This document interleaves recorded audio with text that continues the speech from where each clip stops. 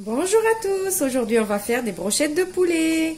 Pour ces brochettes, il vous faut du blanc de poulet coupé en gros morceaux, de l'échalote, un petit peu de poivron rouge, par exemple ici j'ai un demi-poivron rouge, des gousses d'ail.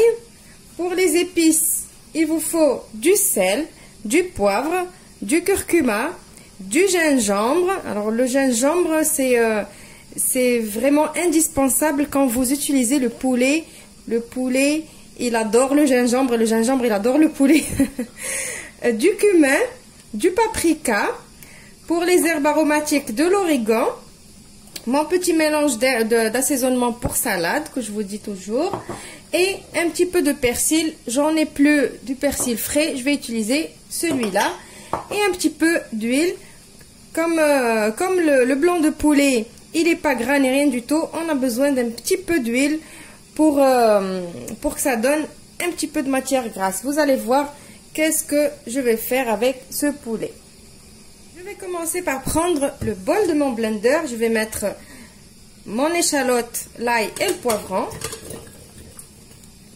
Et je vais les mixer. Voilà, maintenant que j'ai mixé l'échalote, le poivron et l'ail, je vais maintenant rajouter mon poulet et on va directement mettre l'assaisonnement ici. Alors je vais mettre du sel, le poivre, du curcuma, du gingembre, du cumin, du paprika.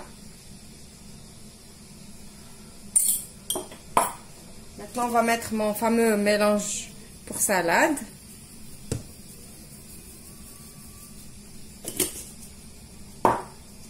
Le persil.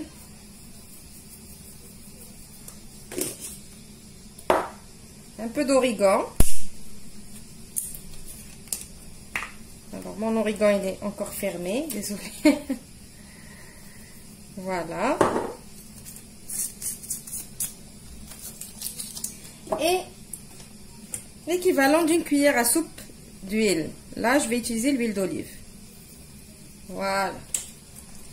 Et maintenant, je vais encore mixer tout ça. Voilà, maintenant j'ai obtenu cette viande hachée de poulet bien parfumée. Maintenant, qu'est-ce que je vais faire? Je vais prendre des petits pics. J'ai mis à côté de moi un petit bol avec un petit peu d'eau. Je vais mouiller mes mains dans le bol. Et je vais prendre un peu de ma viande. Et je vais essayer de faire comme ça. J'ai pas bien mouillé mes mains. Voilà, on mouille les mains bien comme il faut.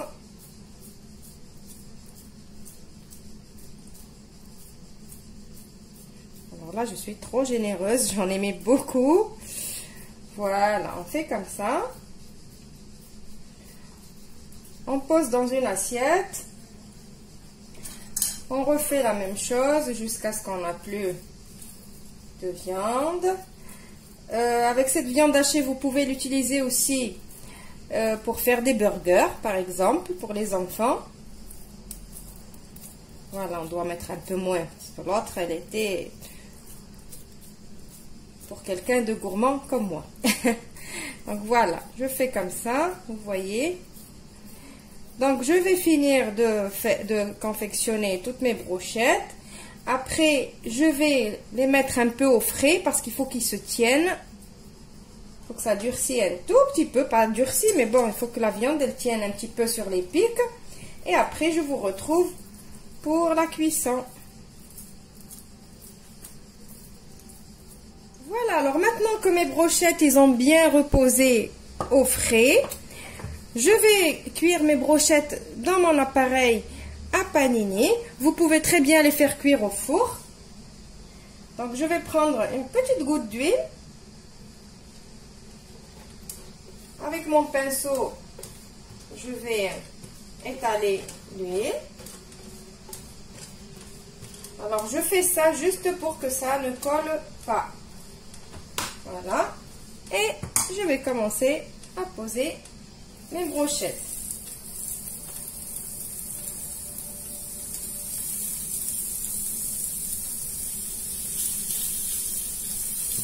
Alors, je ne vais pas fermer mon appareil.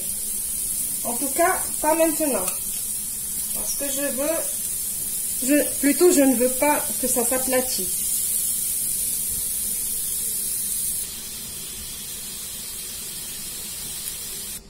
Alors maintenant, pour les tourner, je vais refaire la même chose. Je vais prendre un petit peu d'huile avec mon pinceau. Je vais juste faire comme ça, par-dessus. Pour que quand je les retourne, ça ne colle pas.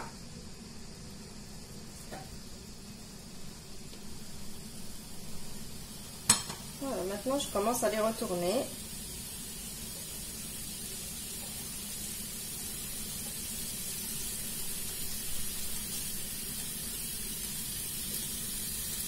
Alors maintenant que je les ai retournés, je peux refermer.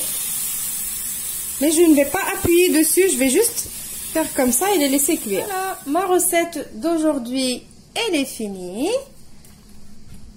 Donc voilà mes brochettes de poulet.